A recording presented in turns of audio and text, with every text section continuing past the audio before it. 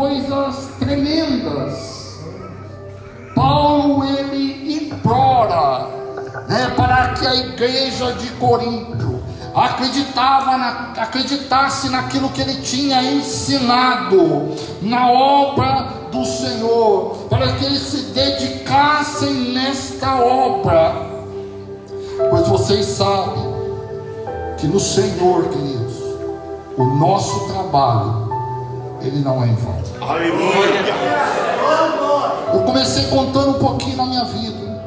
E sabe por que o trabalho no Senhor não é em vão? Porque quando eu me casei, Deus me presenteou com uma serva do Senhor. Aleluia! Aleluia!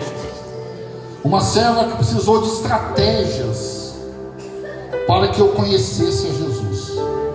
Graças a Deus. Porque quando nós nos casamos, a primeira coisa que eu impus sobre ela foi ela não ir para a igreja.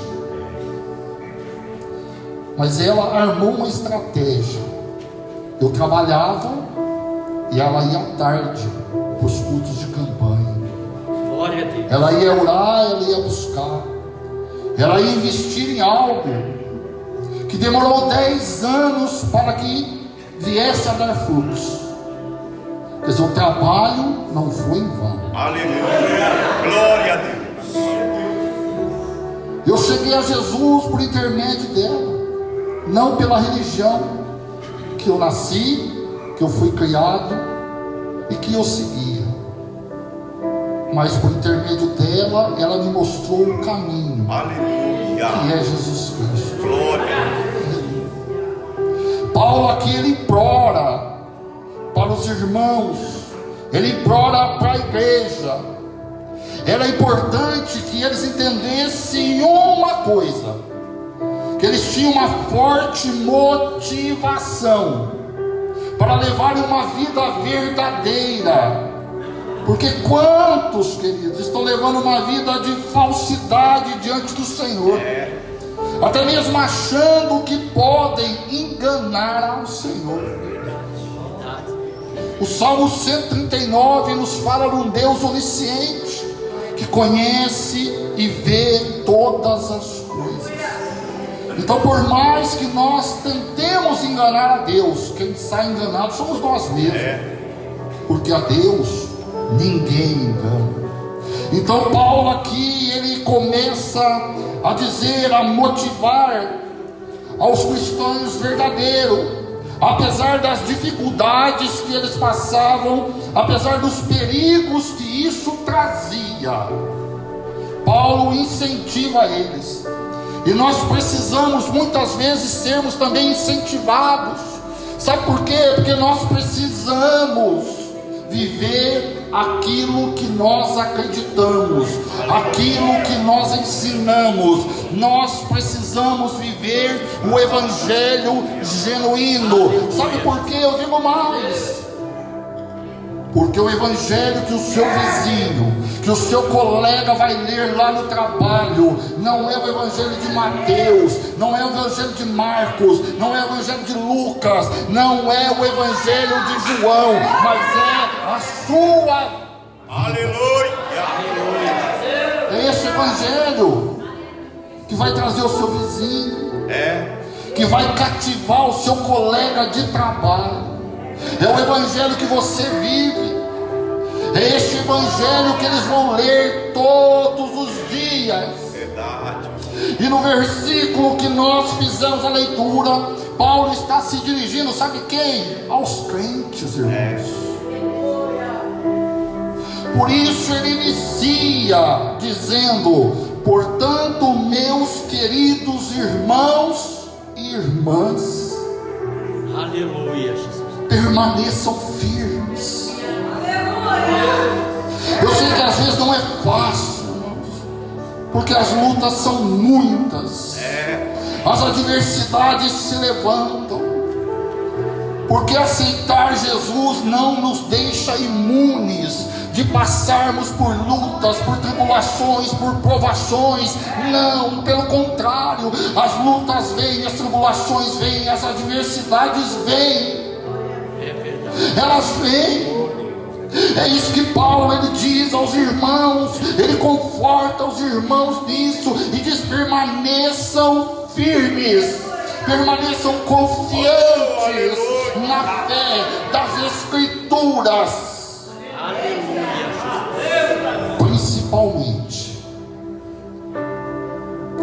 Principalmente sobre a morte de Jesus por nossos pecados. Ele morreu pelos nossos pecados. Este foi o preço pago pela nossa redenção. Este foi o preço pago, queridos, pela nossa salvação. Ela veio pela graça, mas não foi de graça. Foi um alto preço pago. Então nós precisamos ficar firmes nas promessas do Senhor e na sua ressurreição dentre os mortos, que é a nossa justificação. Quando nós lemos o capítulo 15, nós começamos a entender tudo isso. Nós começamos a entender que não há evangelho sem cruz. A cruz de Cristo, ela tem que ser o centro de tudo. Porque Cristo ordenou a sua igreja, não que falasse dos milagres, dos prodígios, das maravilhas, mas que falasse da sua morte. E não é isso que nós relembramos todo primeiro domingo, todo domingo do mês, na ceia. Nós relembramos a morte. Nós celebramos a morte do Senhor e devemos nos lembrar sempre disso, queridos. Por que Ele morreu? Para quem Ele morreu? E como Ele morreu? Quando assim nós fazemos, nos vem, sabe o que é a memória?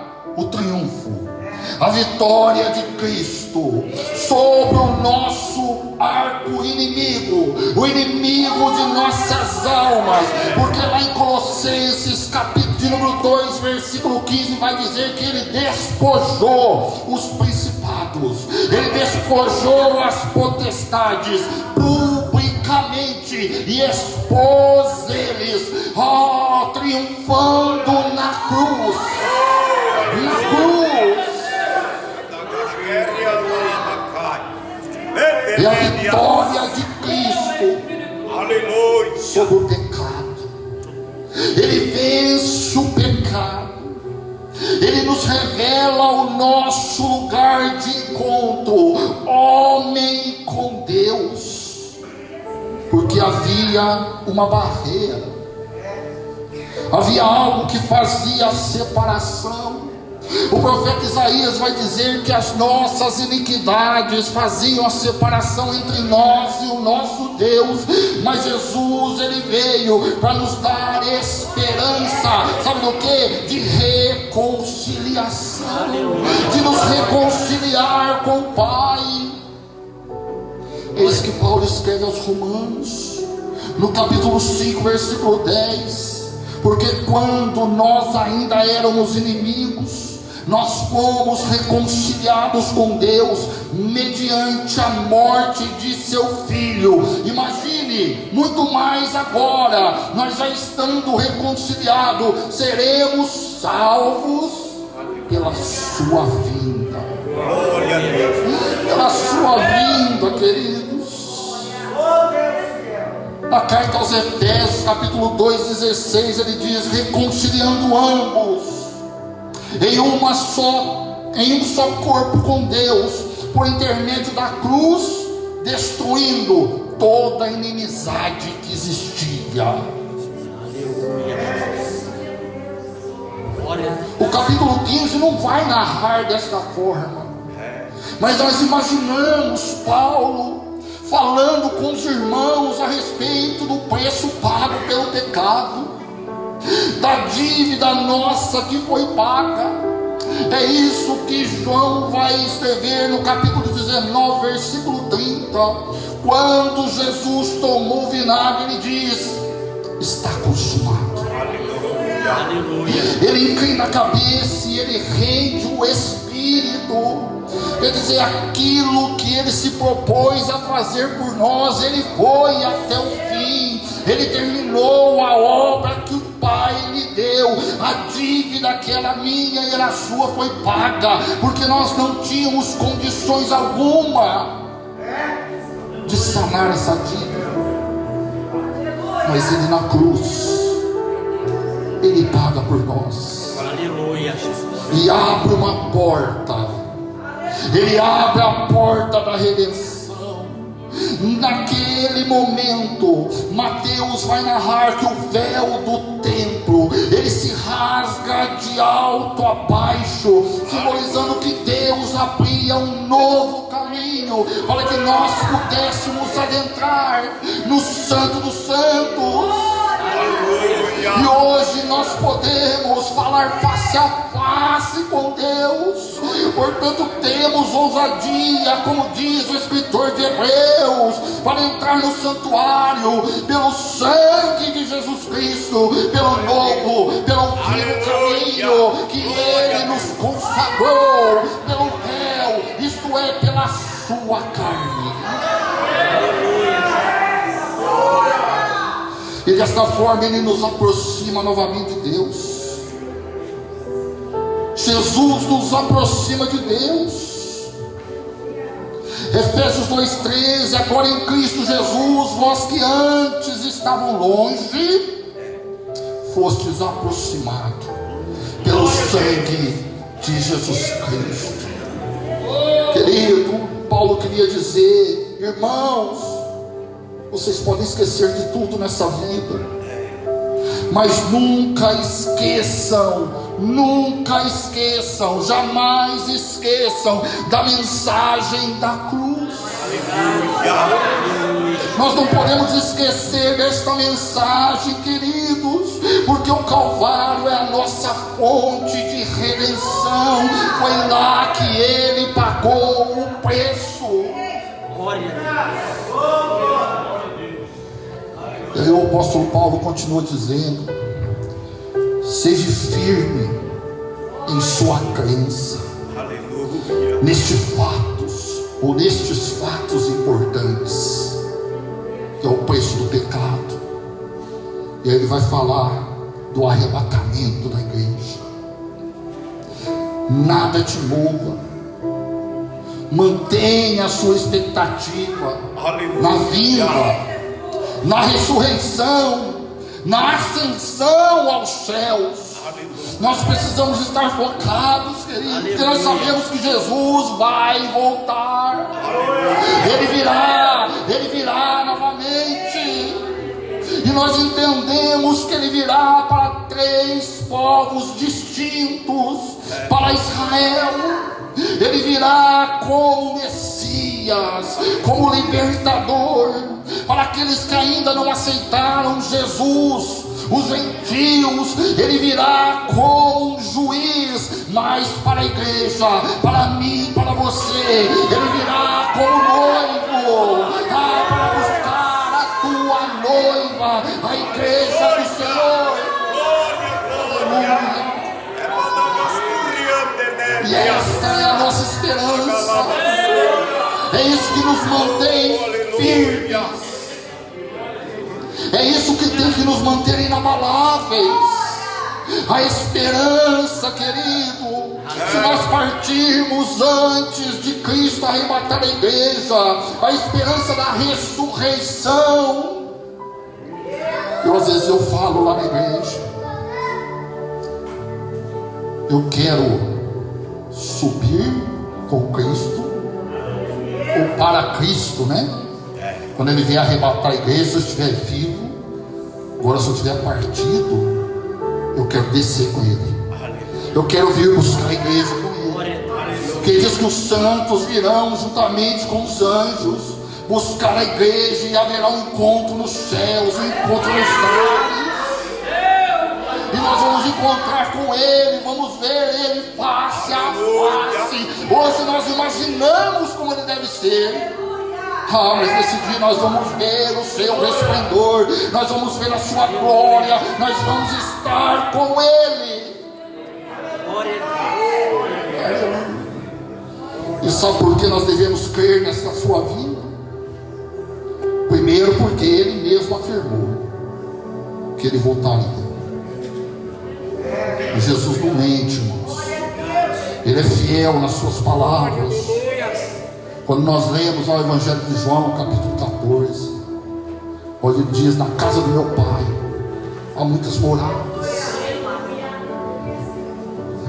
Eu vou ter que ir preparar, mas eu vou voltar para levar vocês para comigo, porque onde eu estiver, eu quero que vocês também estejam. Glória a Deus. Os anjos não podem mentir, e eles afirmam isso.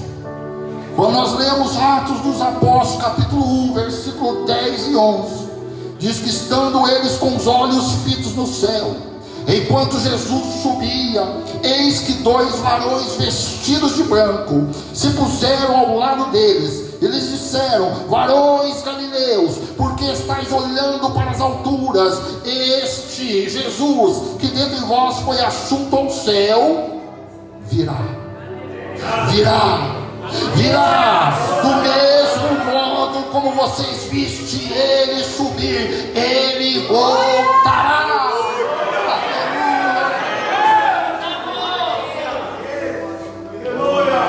Quando nós celebramos a ceia,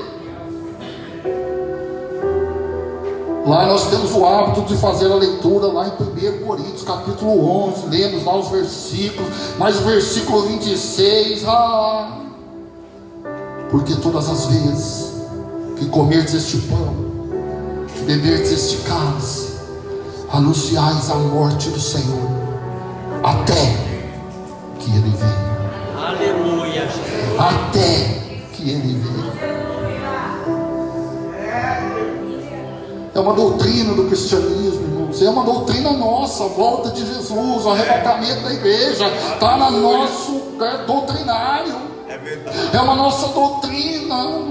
É uma promessa de Deus Pai, que quando tudo for trevas, estará nascendo, sabe o que? O sol da justiça. Jesus virá, e os sinais já estão aí. Aleluia, Jesus. A apostasia desses tempos, irmãos. A apostasia é sinal. Como tem aumentado a apostasia nos nossos dias, que é o abandono da fé verdadeira. E este é o medo do apóstolo Paulo, quando ele está ali falando aos irmãos da igreja de Corinto. A apostasia que já estava surgindo, a multiplicação de religiões e práticas demoníacas. Nunca teve tanto a frieza, a mornidão espiritual, o indiferentismo espiritual. Tudo isso, sabe o que são? Indícios que Jesus Cristo está voltando. Aleluia, Jesus. Mas vai haver uma grande diferença. E é isso que meu coração às vezes. Na primeira vez ele veio como um cordeiro, como diz o profeta Isaías, um cordeiro mudo. Ele não abriu a sua boca, ele veio para morrer. Quando João olha para Jesus, diz: eis aí o Cordeiro de Deus, que veio para tirar o pecado do mundo. Mas na segunda vez ele virá como leão da tribo de Judá.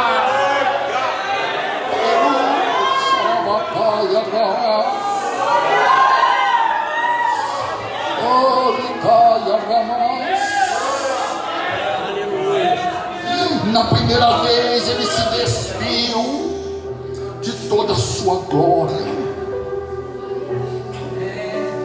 Ele se despiu de tudo. Na segunda ele virá em estado de glória e de esplendor e de resplendor. Na primeira ele recebe uma coroa de espinhos espinhos, mas na segunda ele virá com uma coroa de glória.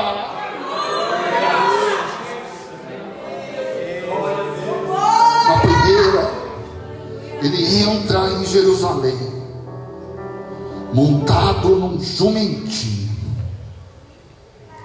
Na segunda, Apocalipse nos diz que ele virá sobre um cavalo branco, e na sua coxa estará escrito o Rei dos Reis, Senhor dos Senhores. Na primeira ele apanhou com varas, ele levou açoites, mas na segunda ele virá para reger as nações com vara de ferro e com justiça.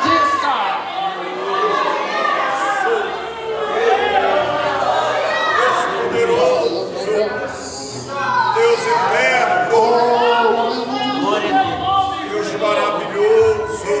E tudo isso será como um relâmpago. Um relâmpago. Franqueza. Não haverá dúvida para a igreja. Visibilidade, velocidade e poder. Um abrir e fechar de olhos, antes que a última trombeta toque. Ele virá, irmãos, com os anjos, com os ressurretos, virá buscar a sua igreja. A Bíblia ainda diz: virá como um ladrão de noite, quando ninguém espera. Porque se nós soubéssemos o horário que o ladrão viria, nós vigiaríamos para que a nossa casa não fosse roubada ou minada. É por isso que é comparado com a vinda do ladrão de noite. Ele virá inesperadamente para muitos. Ele virá de maneira imperceptível. Ele virá ágil, apressado. Ele virá para levar somente o que é de mais precioso. Somente aqueles que foram lavados, foram remidos pelo sangue do Cordeiro. É esse que ele levará, os preciosos.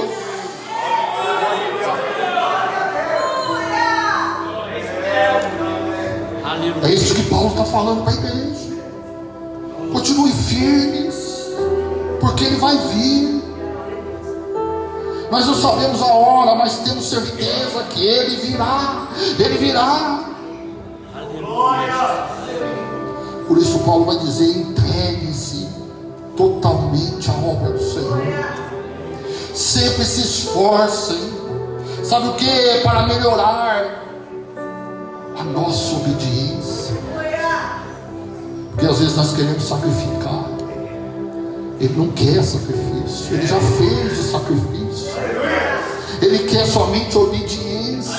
Ele quer que nós obedecemos às Escrituras, evidenciada pelo que você faz, como você age em sua vida, para que você possa, sabe o que? Se tornar cada vez mais parecido com Ele. Porque é fácil dizer que é cristão, irmãos. O que é ser cristão? É ser um Cristo pequeno, é se parecer com Cristo. E muitos, infelizmente, não têm se parecido com Cristo. Não, mas nós precisamos melhorar a nossa obediência nas nossas ações. Precisamos ser mais parecidos com Cristo, mais semelhantes a Ele. Porque você sabe, ele diz: Coríntios, eles ouviram Paulo falar sobre a ressurreição de Jesus, sobre a humanidade, que alguns dos quais verdadeiros cristãos irão para o céu e outros irão para o inferno, porque eles ouviram pregar sobre isso, como nós temos ouvido pregar do pecado, pregar do inferno, falar dos céus. Eles também ouviam isso. E eles agora sabiam, sabe o que? Qual seria a recompensa daqueles que viriam para Cristo. Por isso ele diz: o vosso trabalho no Senhor não é em vão. Nunca será em vão, irmãos. Os cristãos, eles são recompensados com o prêmio, sabe do que? Da vida eterna. Glória a Deus. Quem pode te oferecer vida eterna? Quem pode te dar essa recompensa? Somente o Senhor. Aleluia. Com Jesus no céu, todo o esforço, toda a perseverança, todo o sofrimento, queridos, eles não são em vão, nunca serão em vão. Aleluia. Jesus ressuscitou e as pessoas começaram a testemunhar isso, e isso é verdade, porque as escrituras são verdadeiras, e os cristãos também herdarão a vida eterna, porque Jesus é a primícia, é o primeiro de todas as coisas. Aleluia, porque há uma vida futura, que esta vida aqui que nós vivemos na terra, nós possamos ser dignos de vivermos nos céus. Podemos ficar fracos, irmãos. Há momentos que nós enfraquecemos. Podemos ficar desanimados. Há momentos que bate o desânimo. Há momentos que pensamos até em parar. Mas aí nós lembramos da recompensa. Aleluia. E nós cobramos o ânimo. Porque às vezes nós pensamos que todo esse trabalho, na verdade, pode ser desperdiçado. Você já evangelizou alguém e você pensou assim: perdi tempo, não quer nada, perdeu não, irmãos. Vai chegar a hora. Sabe, quantas vezes eu fui evangelizado, quantos cultos eu frequentei com a minha esposa, quantos cultos, embriagado, irmãos. Não cheguei a dormir no banco, mas embriagado. Ia para casa e falava: você está louca, minha cabeça está estourando, nunca mais volto nesse lugar. Mas passava um tempinho e voltava. Sabe por quê? Porque a semente estava sendo regada, e um dia ela germinou, ela cresceu, ela floresceu. Todo o nosso trabalho não é em vão, não, queridos, não é em vão. Enquanto houver vida, há esperança. Não perca a esperança, não perca, porque não pode ser em vão se for no Senhor. Não pode. E eles sabiam, sabe do quê? Que pela graça de Deus, pelos méritos de Cristo, era pela graça, era pelos méritos de Cristo. Aleluia, Jesus. Obras como essa não deviam, nós não deveríamos querer recompensa. Pois embora a obra de Deus, ela nos dá essa recompensa. Deus já nos deu. Deus já nos deu esta recompensa, que é uma recompensa maior do que se nós partirmos hoje, nós ressuscitarmos quando Cristo vier.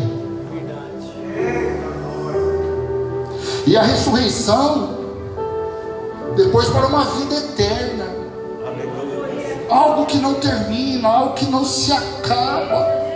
Aleluia, Jesus. E que esse estado de imortalidade e de incorrupção em um estado espiritual honroso,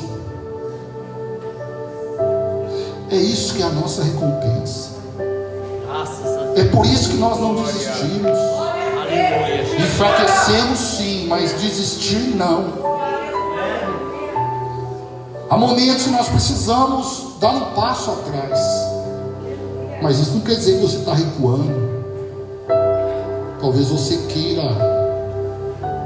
dar um galeio, para pular mais longe, para dar uma passada mais larga. Eu quero finalizar. dizendo para você: permaneça firme, permaneça constante, sempre abundantes na obra do Senhor, sabendo que o vosso trabalho não é em vão no Senhor. A recompensa não vem no pastor Donizete, não vem dos ministros, não, irmãos. Eles podem até abençoar aí algumas vidas, mas a recompensa vem do alto, ela vem do Senhor. A recompensa vem de Deus, e para isso continue firme nas promessas do Senhor, porque Ele virá e não tardará. Amém? Aleluia. Deus abençoe. Estudando a palavra, seja firme, constante. Esse trabalho não é vão. Irmãos, bons irmãos conosco, né? A bispa Estefânia ficou aqui, onde que ela está? Que benção, está aqui com a gente, né? Ali da casa de oração, missionária Edna, bem, louvado seja Deus. É diaconisa Aline, né? Então, congrega ali na casa de oração. Vamos dar um bem-vindo no costume. Sois bem-vindos em nome do Senhor Jesus. Bem, nós vamos encerrar. Quero agradecer, né, todos os varões, o